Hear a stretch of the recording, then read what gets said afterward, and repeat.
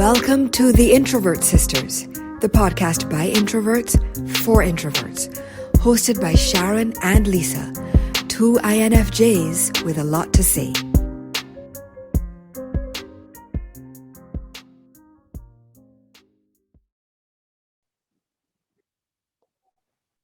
Hi, I'm Sharon. And I'm Lisa. And together, we're the Introvert Sisters. Welcome to our podcast. Welcome, guys. Welcome. And we're going to just get right to it with our initial segment, Introverts Uniting Separately. For those who are just listening to the first time, Lisa's in New Jersey, I'm in Barbados, and we always like to have a little bit of a catch-up. So, sis, what has been happening in your world? I know one thing that has happened is that I have seen you making TikTok videos, but what else is going on? Okay, so let's start with TikTok. So first of all, video is the way of the world. It's why you and I, despite our reservations, have forced ourselves. Tremendous reservations, and we're completely out of our comfort zone, but we're doing video because it's the way forward. And so, but short form video, even more so, is the way forward, right? So between 15 seconds and 3 minutes, and I was like, well, the only way in is through is in, whatever that phrase. Yes, okay. Anyway, point is, I knew I had to jump in and do it. So I have actually joined maybe, I don't know, a month and a half ago. And and I thought, you know what, Lise? Actually, the great thing is that nobody cares what you post, right? No, it's very liberal. By which I mean, it's like, what is this shyness and hesitation about? Because, nobody knows you. You're new on the platform. You don't have anybody to please, right? Okay. If you are not happy with what you posted, you can delete it, right? Yeah. And like I said, nobody cares. You have 10 followers. Who's looking? Sounds very liberating. That sounds very liberating. Very liberating. And so I was like, okay, so what you're going to do is experiment. So I experimented for a while. And then I decided, all right, if you are ever going to dive into this more deeply, you should actually know what you're doing. So I, of course, did some research on my own, and then came across this lady on TikTok who's offering a 5-day short form video challenge. And I thought, okay, that's what you need. Because for me, I have to have some goal to work against. Otherwise, yes. It's not going to get done. So you understand. I have to set myself up. Yes. So I did it, and she really pushed us to post more frequently, explain some of the ins and outs. Some I had researched and discovered myself, but of course I was new to it. So by hearing it repeated, it sort of reinforced the learning, and a lot of it that she mentioned was new. And then at first, again, being a perfectionist, I was really stressing myself out to try and do the exercises because we had homework every night. Now, the class, she's in Cali, so she's all right, but the class is finishing at 9:15 at night for me. I've already done a whole day. I don't have time. I'm like, okay, right. I can't be doing 10 videos now. It sounds a little stressful. So I released myself. From that obligation in terms of, I'm like, okay, I might post 2 more than 0. Yeah. Right. And but it's been fun, and I've been exploring, and what I like about it is that it is very easy. I mean, 15 seconds, especially if you can hit it within your first 2 takes, right? You can do a bunch of content, 15 seconds at a time. Like you can do a week, 2 weeks in less than an hour, right? And be done. So, and it's fun. It's lighthearted. There are crazy filters. That's for me. Yes, I know. I know that would make you. I know that would make you very happy. The fancy, the long lashes and the hearts and yes. I'm all You're over in 7-7, right? Did you see the one with the pride lashes? I did. It seemed very fried you. meat snuffleupagus. Very me. It did seem very much up your street, I have to admit. Yeah. You know that So, would make me run screaming from the room, right?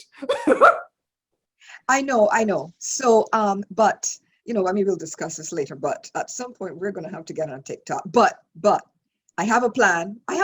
Don't look like that. I knew your face would look like that. I have a plan. You won't have to do it. Okay, this is already sounding like a good plan. Yeah. No, because we're going to honor the fact that in this particular area, you are more introverted than I. Absolutely. And so right? Yes. And so we might there's a way to like take a green screen photo, so you can be there on green screen without having to do anything, and I can do the videos. Ooh. Does your sister love you, or does your sister love you? My sister loves me. My sister loves me. My sister understands me. My sister knows that I will not be doing anything live on TikTok. No. And so my sister has taken it into her own hands. And thank you, my sister. Yes. You are welcome. You are welcome, my sister.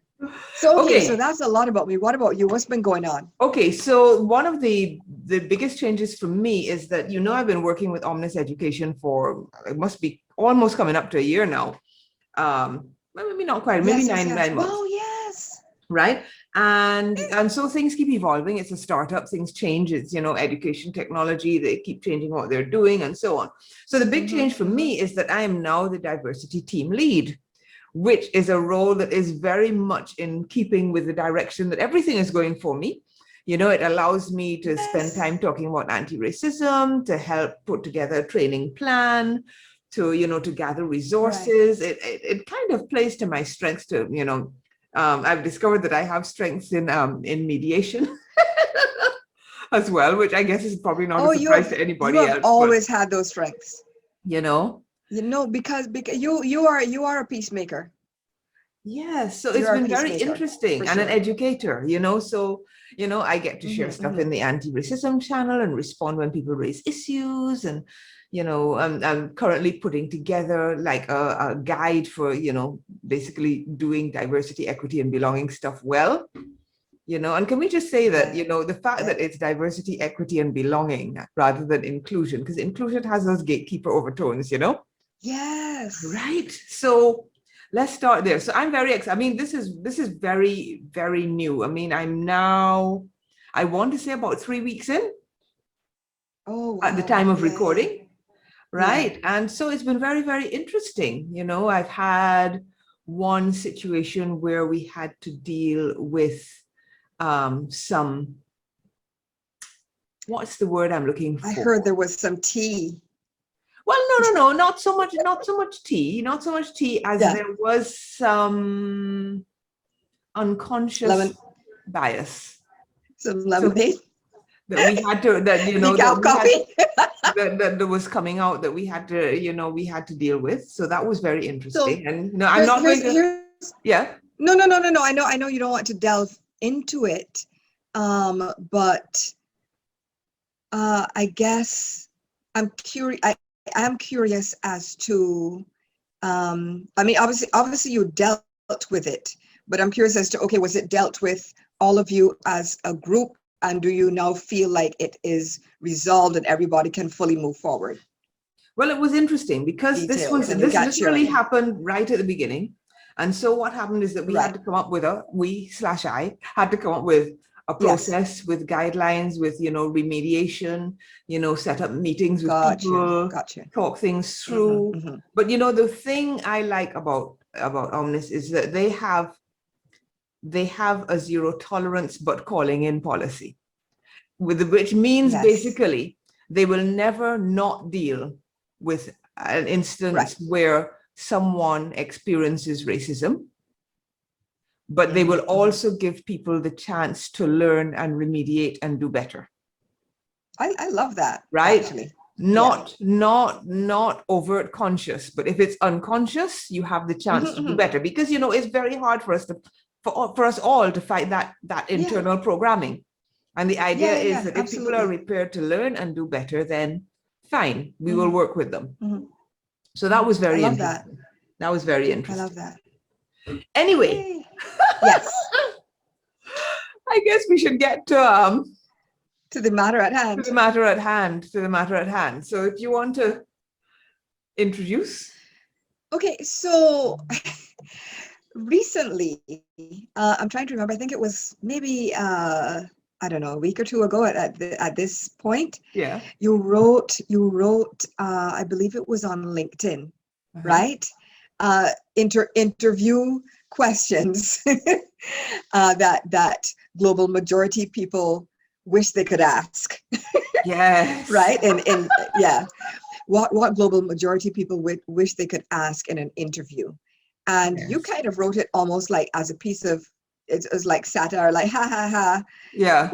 Wouldn't it be hilarious if we ask these questions? And everybody was like, actually, these are the questions we need to ask. Like the response was like overwhelmingly positive. And, I saw some people saying, hey, do you mind if we use this with credit? Yeah. Somebody paid me. Is it okay if we use this, right, as a building block for a course or something? Yes, somebody paid me to use the questions. Yes. And I'm thinking, okay, well, maybe I ought to, flesh these out, add a few more questions, and create a little resource. Because So speaking of a resource, I mean, okay, are you doing like a downloadable ebook available on Amazon for $19.99? No, just kidding. Okay. No. Well, it's in my mind to do that only because of the response that I've had. Because as you said, I started this thing thinking, okay, ha ha ha ha ha, here are the things I would have liked to know. Right. And you even remember you texted me and you're like, ha ha ha, Lisa, look at my latest piece, and we had a good giggle, and then not knowing that people would respond that way. People, HR people were saying this is a good way for us to audit whether we're actually giving global majority people what they need. Global majority people were saying, listen, I'm going to ask some of these questions because if they don't have the answers, it's not the right place. And I'm thinking, wow. Yes. Wow. Yeah. Sometimes you just don't know, sis. You just don't know what is going to resonate. What is going to resonate. Exactly. Yes. Exactly. So, what we're going to do is just go through some of the top 5 questions. Actually, we're not going to do them all because we will drop the links to the original pieces in the show notes. Okay. And these are top 5 based on how you ordered them or based on how people responded? This is based on how people responded, because I did, when I posted on LinkedIn, say what resonates with you. And so there were certain questions that came up time and again. So that's what these 5 are, right? Right. So, okay, so dive in. There we go. So the first question is, why is this the right place for me to work? And I know, sis, that we have both been in places where if we had asked that question, we would have moved right along, right? Yes, because it's sometimes in how what they say and what they don't say, right? You're in a room with an interviewer or a group of interviewers, or an interview panel, and you can read their body language, even if they mouth all the right words, right? If the response is too filled with buzzwords and not actual like human speak, to me that would be a red flag. But also I would be looking at their body language. If there's any hint of a pulling back, a hesitation, who does she think she is kind of an energy, because you can see that happening for sure. You can feel that happening. Like how would you assess? Well, yes. I mean, honestly, I have nothing to add to what you've just said, because, we've all seen that double take as you walk through the door. We've all seen, the body language is very, very telling, the indrawn breath, the slight look of discomfort, the sideways glance at the white colleagues on the internet, on the interview panel. We've seen all those things, right? And so we know that presages a space where we're going to not be valued or appreciated in the right way. Yes. Okay. I mean, apart from the fact that, of course, if you walk in to the interview and nobody on the panel looks like you, okay, first of all, start there, right? Dead giveaway. But it's not necessarily It does not necessarily mean it's not the right place to you. Could be a hint, however. It could indeed be a hint. Yeah. Okay. So what's the next that blew up on LinkedIn? Are the people who will be managing me actually better qualified, or do they just look the part? Now, you went there. I went there because I have worked in places where I have been managed by people who were less competent. I've worked a fair few places, you know. I was going to say, I would say most of the places that you've worked. You know, they're not bad people. They're not bad people, you know, and they have competence in certain to have areas. Lunch with. You know, and you know why, just not the job. But you know, and maybe, sometimes, well, you and I are reasonably well-traveled, well-educated, and so on. So, admittedly, in some cases, the bar is a little high. Okay, but we're not the only ones to suffer from this, because Black people often need to be super qualified for every role and have the paper to prove it, credentialism. And that does not always happen with white colleagues. So there's a fair chance that it usually doesn't. It usually doesn't. So the Black people in the office are going to be super qualified, and the people who are managing them may not be as qualified. And honestly, I don't think I'm revealing any surprises. It's a mediocrity. Yeah, it's a mediocrity versus excellence thing. And don't get me wrong, we've all been that person, especially at the start of our careers, where we don't have that much experience and so on and so forth. Yes. The difference is that no Black person, or very few, no Black person with zero experience is going to be given an opportunity to manage anything or anyone. Whereas a white person who, let's say, has gone to the same school as, their university as, their manager, or, yes, their parents and their CEO's parents all go to the same country club. Yes. They're going to come in fresh out of, the ink on their diploma is not dry yet. Girl, I have a story. Do tell. I was managing a blog for someone. Now, at this point, I had already been blogging for several years. I had a solid 15 years of writing experience outside of blogging as journalism ahead, behind me. And they brought in their son, who had just done a degree in media, and to manage the blog. And, they gave me a couple of days notice, right? Because America, right? And I said, all right. But, 6 months later, I paid attention to what was not happening on the blog during that time. 6 months later, they finally realized it was not quite as straightforward as that, and they came back to hire me back. And it cost them more. Darn skippy. Right. Because look. Now, let me see how to phrase this. In some ways, I'm all for nepotism. In theory, by which I mean, look, if Black people had something to pass down, which we were denied because we were enslaved, right? Right. So if we had something to pass down, then great, we pass it down. But we don't have that, right? Yeah. But in some ways, it's great if you have a lineage and a history of your family and supporting each other. I yes. get that. I do. Succession planning is right? great. Succession planning is a great thing, right? So I understand it.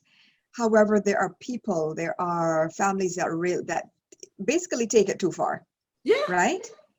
And yeah, absolutely. I mean, there are too many stories similar to what you just mentioned. Yes. We could actually do an entire episode just trading those stories, right? I tell you, we really could. Yeah. So credentialism happens. It does.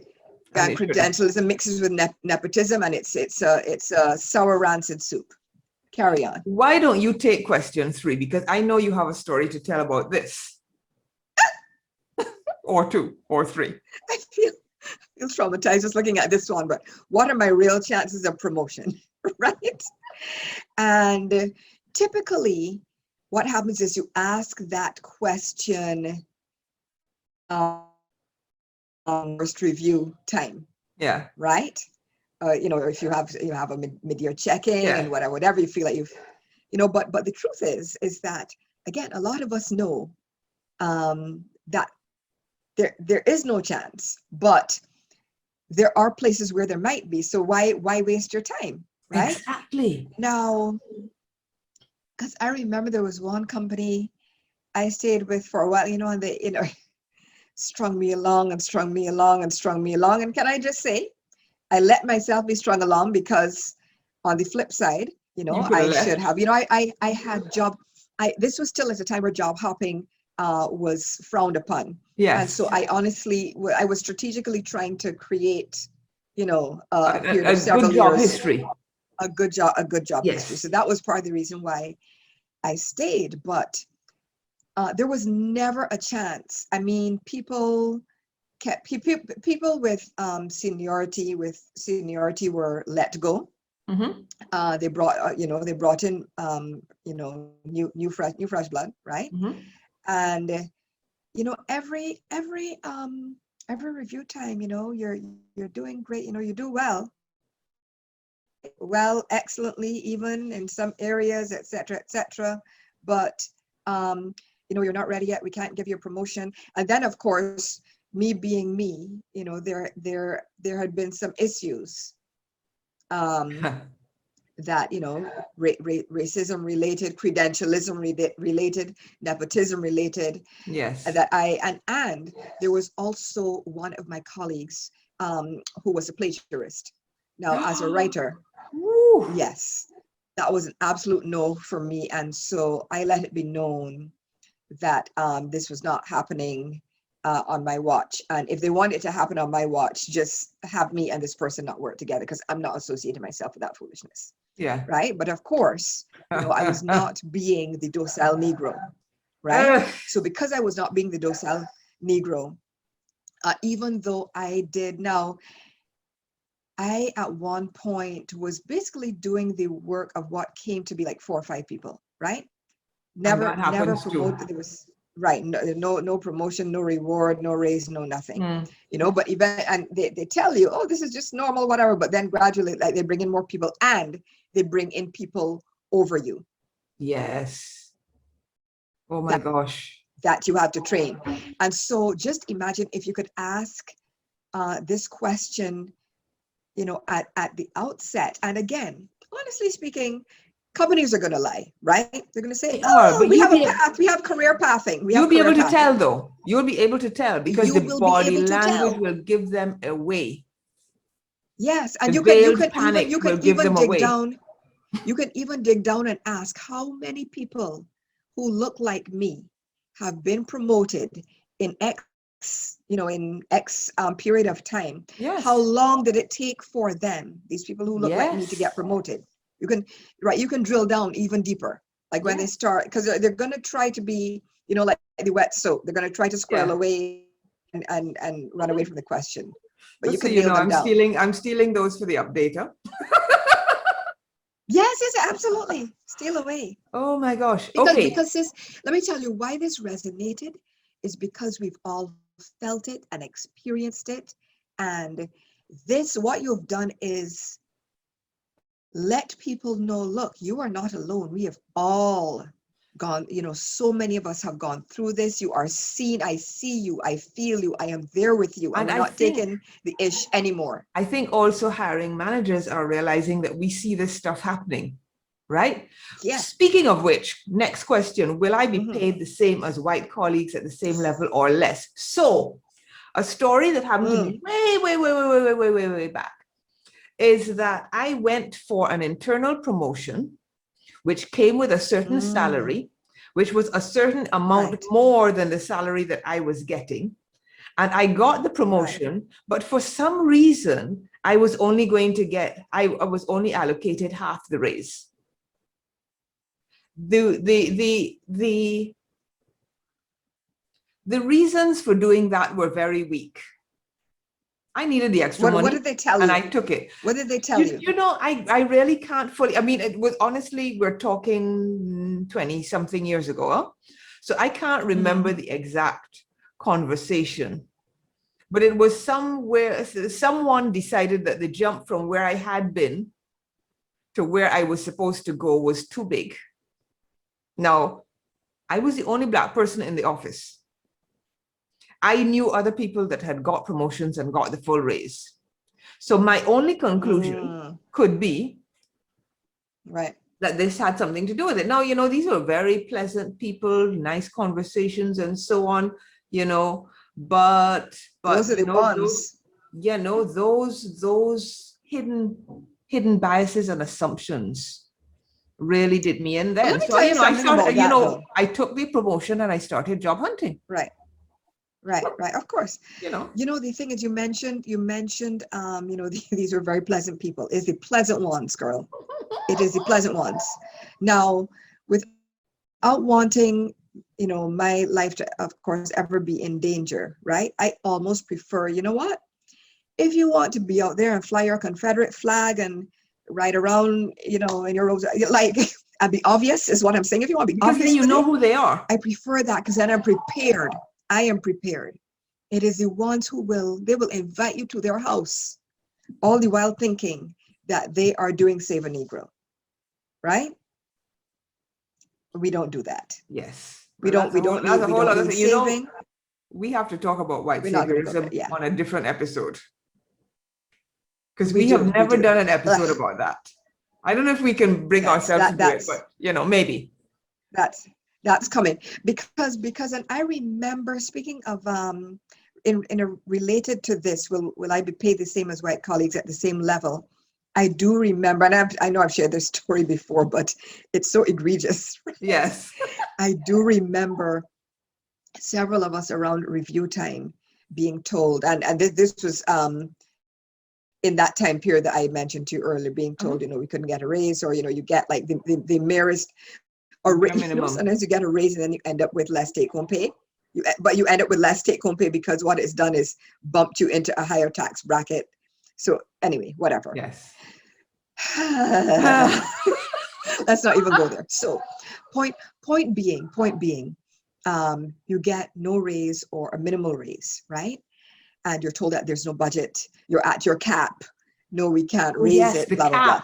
Oh my gosh. So you go through all of that. Yeah. And the cap does not exist. No, it doesn't. It only exists for Black people. Of those, for the ancestors of those who used to ride around wearing hoods. It does not exist for them, only for us. But whatever, fine. Okay, so ancestors, sorry, descendants of those who used to ride around wearing hoods. Yeah. Okay, so I remember one of my colleagues once, you know, was one of my colleagues of no color. Yes. You know, who was like, oh, you know, I've moved out from my parents' house. I don't have enough money, or I want to move out from my parents' house. I don't have enough money. I really want my own apartment, and kept saying this and kept saying this, kept saying this. And all of a sudden, right, out of the blue, out of the performance review cycle, this person was given a raise, a major raise, a direct report, right? So a whole new position is created. Right, it was created for this person. A new position. They create a new position. They create a new level, which has a new cap. They pay them at the you know, at the top of, all of a sudden, randomly off a review cycle is, oh my gosh, I'm going to be able to move into my own apartment. And it's like, you see, but again, this is how the whole cycle is perpetuated, because of course they really think and thought that they earned that. Yes. Right. They thought that they earned it, which I guess they kind of did from, you know, brown nosing, but side note, right? You know, they think that they earned it. They think that they earned it purely from their talent and their expertise, and that's not what it is. But again, that perpetuates the head start, the financial, the fiscal Yes. head start that a Yes. lot of white people have, because of course, none of the people of color on the team were able to, nobody of color is like, buying houses and buying new cars and doing that, because we're not being compensated and remunerated At the in the same same way level.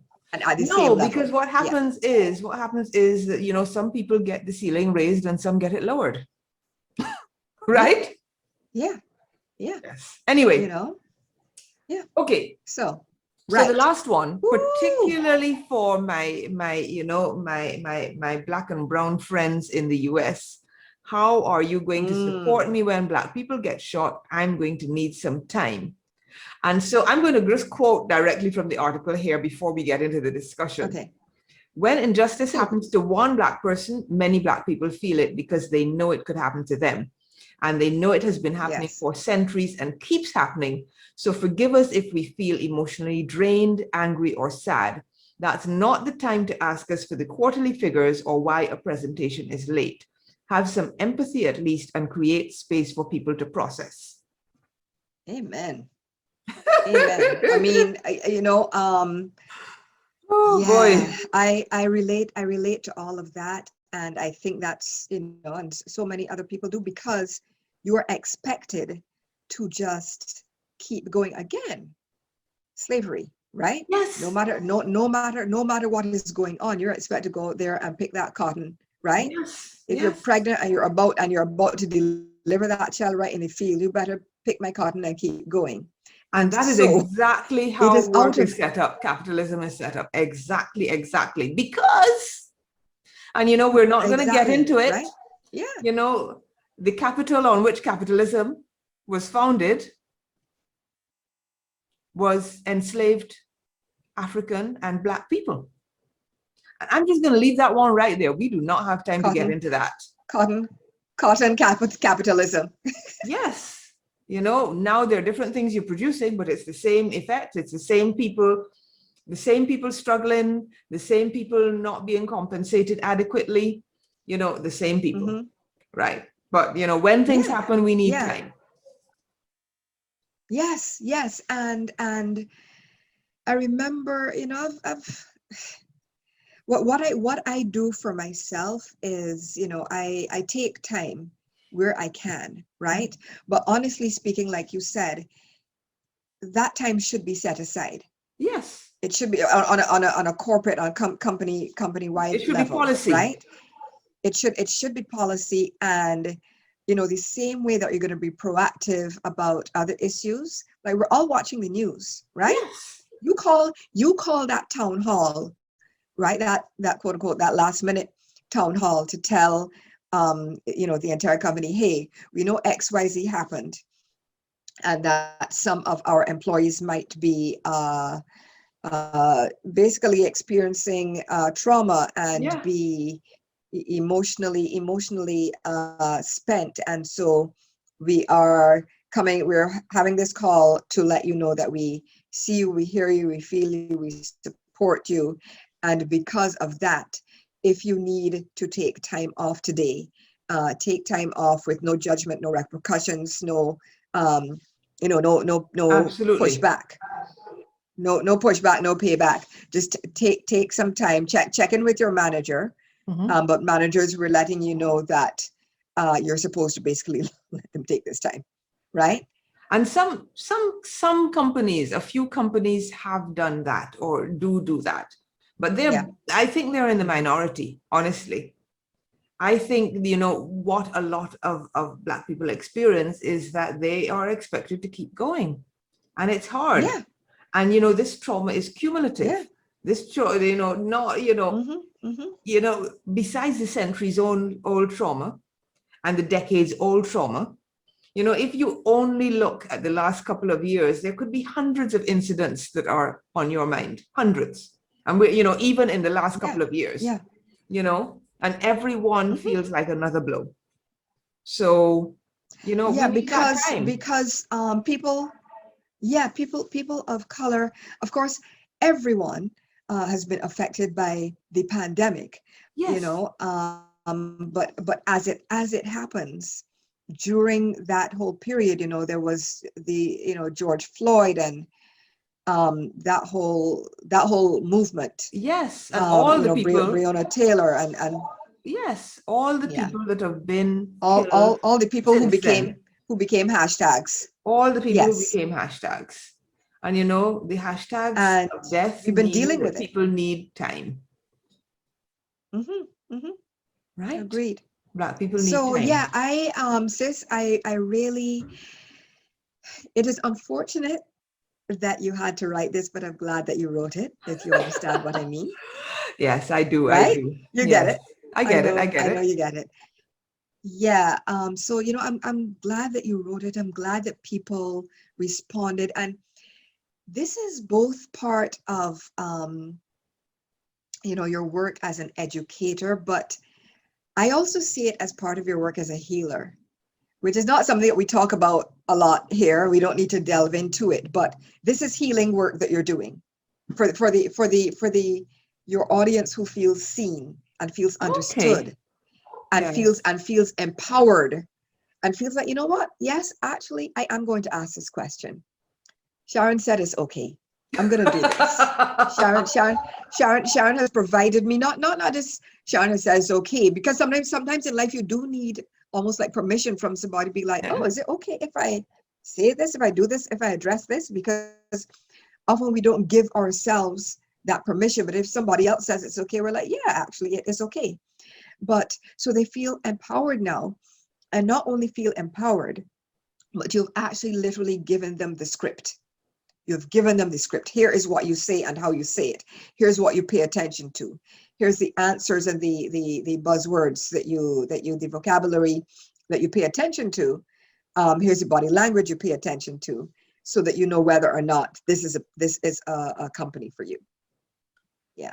Yes, and I think that is a great place to wrap up this episode. Thank you for being with us here on the Introvert Sisters, and we will catch you next time. Bye. Bye.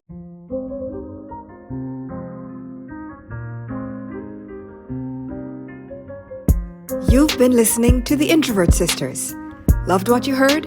You can catch all our episodes on Apple Podcasts, Spotify, SoundCloud, and all other major platforms. Subscribe, rate, and write a review. Find us online at theintrovertsisters.com and follow us on Instagram and Facebook at The Introvert Sisters. See you next time.